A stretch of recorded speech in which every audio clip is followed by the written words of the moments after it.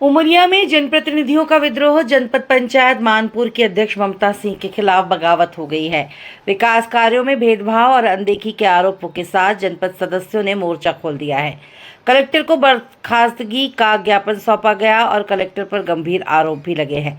उमरिया जिले की जनपद पंचायत मानपुर में बगावत के सुर बुलंद हो चुके हैं।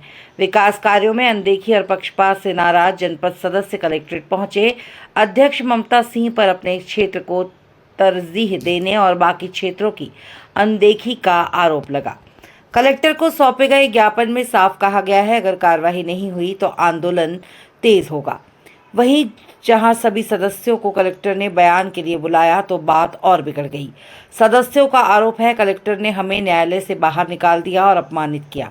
इतना ही नहीं, हाई कोर्ट के वकील ने भी कलेक्टर पर गवाही का मौका न देने का आरोप लगाते हुए बार काउंसिल में शिकायत करने की चेतावनी दी है। कि मैं आपको बताना चाहूँगा कि हमारे मानपुर जनपद पंचायत में हम 18 सदस्यों द्वारा दिनांक 28 जुलाई को सामूहिक रूप से आकर शपथ पत्र के साथ हमने ब्लॉक अध्यक्ष का अविश्वास प्रस्ताव का आवेदन माननीय कलेक्टर महोदय को दिया गया था, जिसमें कलेक्टर महोदय के द्वारा हमें एक सूचना जारी कर आज दिनांक को बुलवाया गया, जिसमें हम समस्त अपने साथियों के साथ माननीय कलेक्टर महोदय के यहाँ उपस्थित हुए और वहाँ पर हमको माननीय कलेक्टर महोदय द्वारा कहा गया कि ये आप न्यायालय में प्रस्तुत होना, अभी न्यायालय का समय नहीं हुआ है।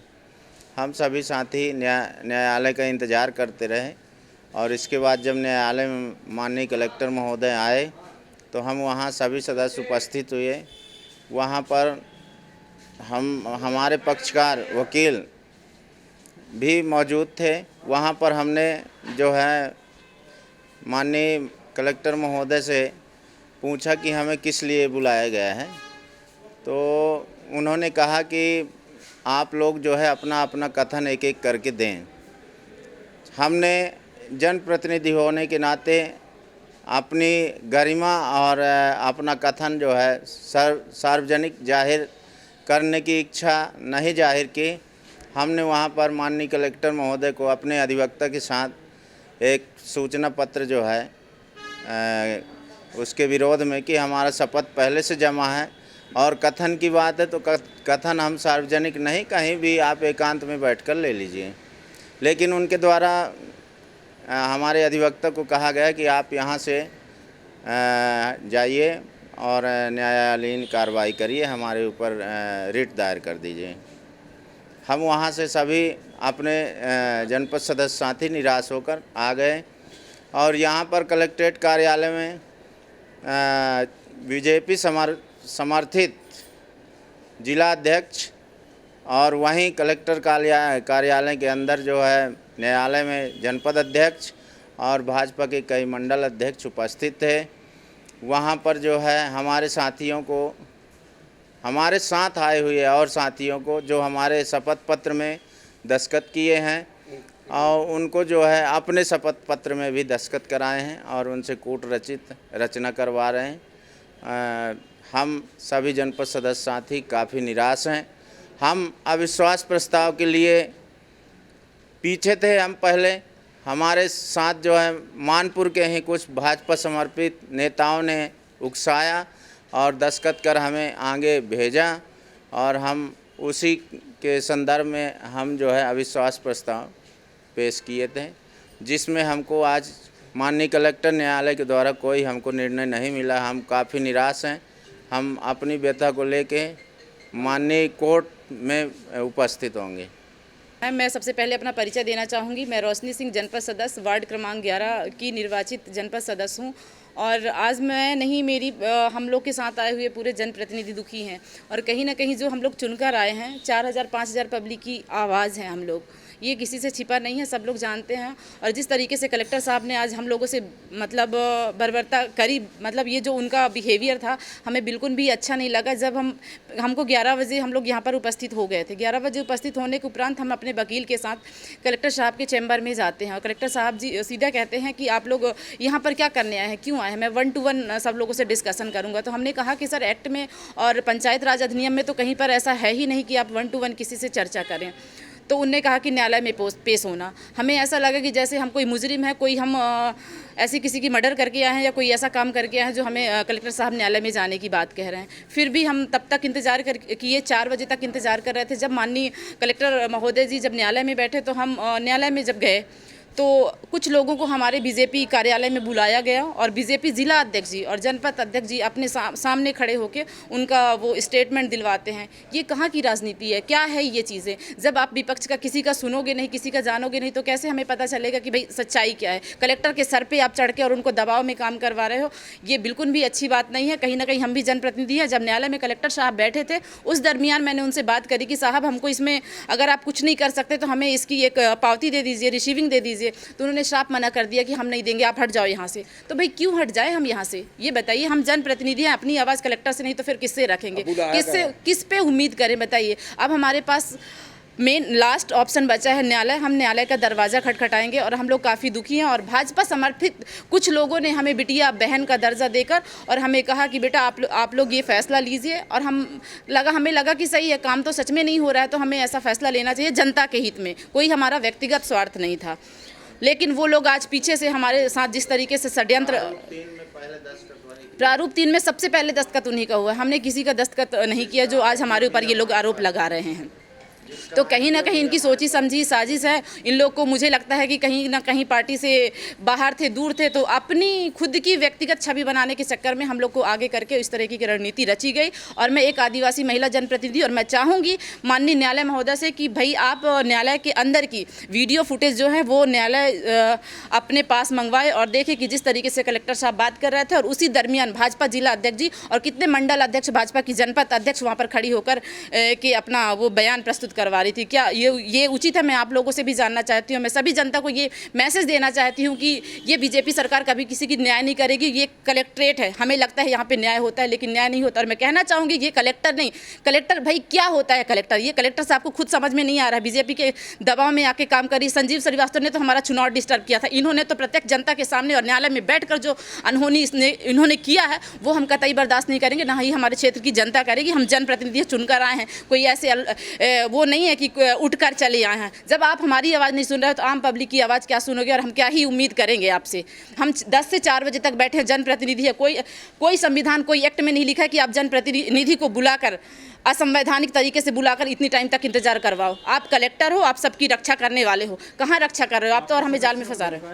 बिल्कुल धमकाया गया है। मेरे कुछ समर्थित जनपद सदस्य हैं, चूँकि वो सामने नहीं आना चाहती हैं, कहीं ना कहीं उनको लगता है महिला हैं और मैं भाई मेरे कुछ काम धाम हैं जो होते रहते हैं छोटे मोटे, तो वो काम नहीं होंगे। पहली बार हैं, चुनकर आई हैं। उनको कहा गया कि अगर ये हुआ, हमारे पास 2 जनपद सदस्य हो या 4 हो, जीतेंगे हम ही। कलेक्ट्रेट हमारा, न्यायालय हमारा, कलेक्टर हमारा, सरकार हमारी, SDM हमारा, सब कुछ हमारा है, तो सुनी हमारी ही जाएगी, चाहे हमारे 2 जनपद सदस्य हो।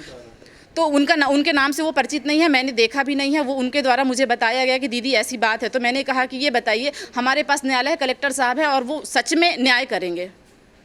ऐसा हुआ कि मानपुर जनपद अध्यक्ष के खिलाफ 28/7/2025 को करीबन 17 जनपद सदस्यों ने एक नो कॉन्फिडेंस मोशन का आवेदन प्रस्तुत किया था माननीय कलेक्टर साहब के समक्ष, जिसमें नियम ये है, पंचायत राज अधिनियम की धारा 28 ये कहती है कि 2.5 वर्ष पूरा होने के बाद कोई भी सरपंच के लिए या जनपद अध्यक्ष के लिए, जिला पंचायत अध्यक्ष के लिए नो कॉन्फिडेंस मोशन ला सकता है।